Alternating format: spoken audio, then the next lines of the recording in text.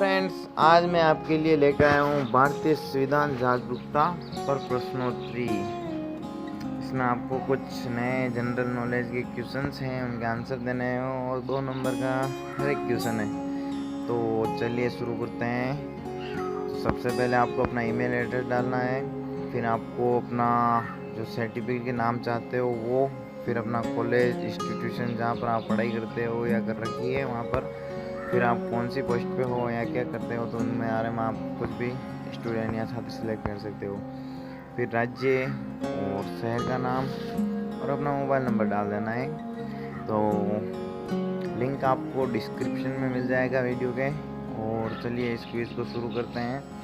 और इस क्विज़ को मैंने गूगल ट्रांसलेट की मदद से हिंदी में कर रखा है, तो आप भी कर सकते हैं उससे गूगल ट्रांसलेट का यूज़। तो दोस्तों देखते हैं। सबसे पहला क्वेश्चन है, हमें संविधान की आवश्यकता क्यों है? तो इसके 3 दे रखे तर्क के देश को ठीक से संचालित करने के लिए, ये किसी देश की राजनीतिक प्रणाली के प्रकृति को परिभाषित करता है और किसी भी मुद्दे की रक्षा करना हमारे बड़े हित के खिलाफ हो सकता है। तो इसमें सारा राइट है।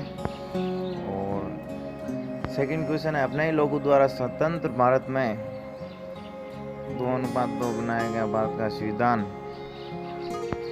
तो अपने ही लोगों द्वारा स्वतंत्र भारत में 26 जनवरी 1950 में भारत का संविधान लागू हुआ था। और भारत के संविधान के वास्तुकार के रूप में किसे जाना जाता है? तो है डॉक्टर BR अम्बेडकर साहब को। अगला है, हमने कौन सा उद्देश्य लोकतांत्रिक मूल्य या मूल्य हैं क्या भारत का संविधान हमारे देश के नागरिकों के बीच स्थापित करना चाहता है? तो इसका न्याय, सामाजिक, आर्थिक और राजनीतिक और स्थिति और अवसर की समानता, सभी के बीच भाईचारा, विचार अभिव्यक्ति, विश्वास और पूजा की स्वतंत्रता सभी को है। तो इसमें अपने हो जाएगा उपयुक्त सभी। अगला है, डॉक्टर सच्चिदानंद सिन्हा के बाद संविधान सभा के 2वें अध्यक्ष कौन बने जो अस्थायी सदस्य थे? डॉक्टर सच्चिदानंद सिन्हा के बाद संविधान सभा के दूसरे अध्यक्ष कौन थे? डॉक्टर राजेंद्र प्रसाद। अगला क्वेश्चन है छठा, 11 दिसंबर 1946 को भारतीय संविधान की प्रारूप समिति के अध्यक्ष कौन बने? तो इसका है अपने डॉक्टर भीमराव अम्बेडकर साहब। और संविधान सभा ने राष्ट्रीय ध्वज कब अपनाया? तो इसका है 22 जुलाई 1947 को राष्ट्रीय ध्वज अपनाया गया अपने इंडिया का जो तिरंगा है वो। और 8वां क्वेश्चन है, भारत के संविधान से मौलिक कर्तव्यों और 5 साल की योजना को उधार लिया था तो अपने USSR रूस से। और 9वां क्वेश्चन है, भारत के संविधान ने आयरलैंड से राज्य नीति के निर्देशक सिद्धांतों की अवधारणा उधार ली थी। 10वां है, भारत का संविधान 2 साल 11 महीने और 18 दिन की अवधि में तैयार किया गया। 2 साल 11 महीने और 18 दिन की अवधि में। रिपब्लिक शब्द का अर्थ है, फर्स्ट ऑप्शन है, सर्वशक्ति लोगों और उनके चुने हुए प्रतिनिधियों द्वारा धारण की जाती है। पावर ऑफ मनी की कोई एकाग्रता नहीं है।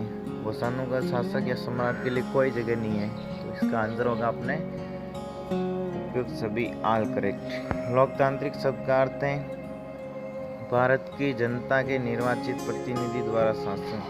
जो भारत की जनता सिलेक्ट करती है, वोट देती है, उनके द्वारा शासन। सेक्युलर शब्द का अर्थ है, कोई विशेष धर्म पसंद नहीं किया जाता है। सरकार की एक संघीय प्रणाली का अर्थ है, शक्तियों को राज्य और केंद्र सरकारों के बीच साझा किया जाता है। भारतीय संविधान संघीय और साथ ही एकात्मक प्रणाली दिखाता है। तो इसका आंसर होगा फर्स्ट। और अगला क्वेश्चन है, सरकार की केंद्रीय प्रणाली का अर्थ है, कमजोर राज्य सरकार के केंद्र सरकार में शक्तियां केंद्रित हैं। फर्स्ट इसका भी। मूल रूप से 1949 में भारत के संविधान में कितने लेख थे? तो 1949 में 395 संविधान में 395 लेख थे। बोला है भारत के प्रत्येक नागरिक को संविधान में कितने मौलिक मूलभूत अधिकार दिए गए हैं, तो इसका है 06 मौलिक अधिकार दिए गए हैं। भारत के प्रत्येक नागरिक को संविधान में कितने मौलिक कर्तव्य दिए जाने चाहिए। मौलिक अधिकार तो 6 दे रखे हैं और मौलिक कर्तव्य 11 दिए जाने चाहिए। और संविधान में मौलिक अधिकारों को भाग 3 अनुच्छेद 12 और 35 में कहा गया है। भाग 3 अनुच्छेद 12 और 35 में मौलिक अधिकारों को बताया गया है संविधान में। और मौलिक कर्तव्यों भारत के संविधान में मौलिक अधिकारों के बारे में तो है भाग 3 अनुच्छेद 12 और 35, और मौलिक कर्तव्य के बारे में बता रखा है भाग 4 अनुच्छेद 51A के बारे में। हमारे संविधान का कौन सा अनुच्छेद कानून से पहले समानता से संबंधित है, तो अनुच्छेद 14 दोस्तों, जो हमारे संविधान का कानून से पहले समानता से संबंधित है। हमारे संविधान का अनुच्छेद 117 क्या कहता है, तो ये अनुच्छेद कहता है अस्पृश्यता समाप्त कर दी जाती है, अस्पृश्यता प्रथा वर्जित है और अस्पृश्यता का व्यवहार करना अपराध है। भारत के संविधान में जनवरी 2020 तक कितने संशोधन शामिल किए गए, तो भारत के संविधान में जनवरी 2020 तक 104 संशोधन किए गए हैं। और संविधान में संशोधन की प्रक्रिया भाग 10(x) अनुच्छेद 368 में रखी गई है। सरकार की 3 शाखाएं कौन सी हैं जो संविधान के भीतर काम करती हैं, कार्यपालिका, विधायिका और न्यायपालिका, तीनों सरकार के संविधान के भीतर काम करती हैं। 101वां संविधान संशोधन अधिनियम 2016 जीएसटी के लिए शुरू किया गया। जो 101वां संविधान था उसमें जो संशोधन किया गया था सभी टैक्सों को हटा के एक टैक्स किया जाए, वो 2016 में माल और सेवा कर GST goods and service tax शुरू किया गया था।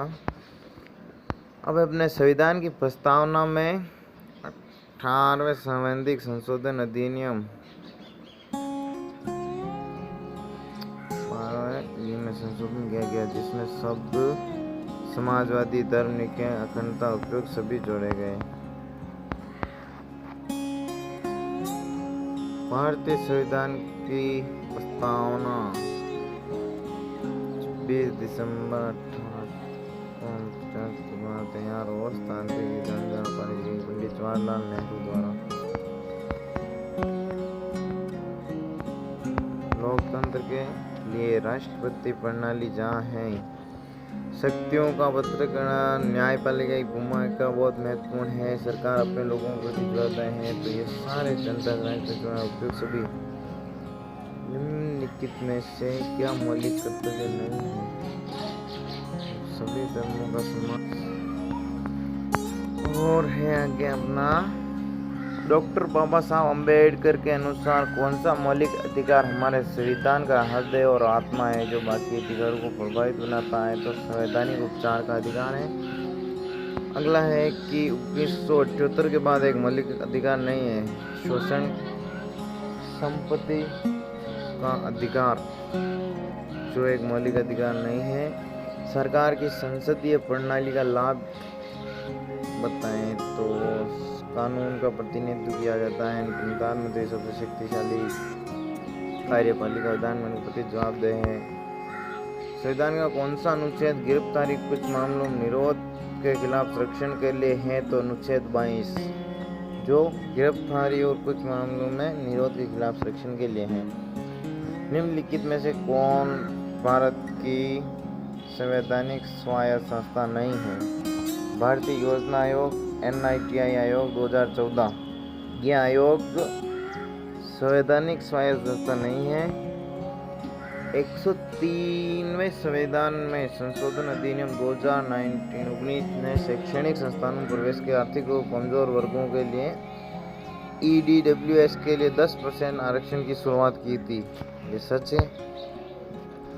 और सितंबर 2005 में संशोधित हिंदू उत्तराधिकार अधिनियम 1956 में बेटियों को पैतृक संपत्ति में बराबर का हिस्सा देता है, तो ये भी सच है। भारत के प्रत्येक नागरिक के मौलिक अधिकारों को संविधान द्वारा संरक्षित और गारंटीकृत किया गया है, तो ये भी सच है। और आपको फिर यहाँ सबमिट पे क्लिक कर देना है, जो फॉर्म आपको सबमिट हो जाएगा। और फिर ये देखिए दोस्तों, आप फॉर्म को फिल करते हैं, अगर आप 50% से ज़्यादा होंगे आपके, तो आपको सर्टिफिकेट आपके जीमेल आईडी पर रिसीव हो जाएगा। ये देखिए दोस्तों,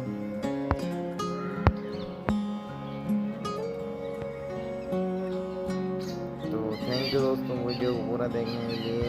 और बने रहिए यूनिक सुभाष चैनल के साथ। Like share subscribe, thank you.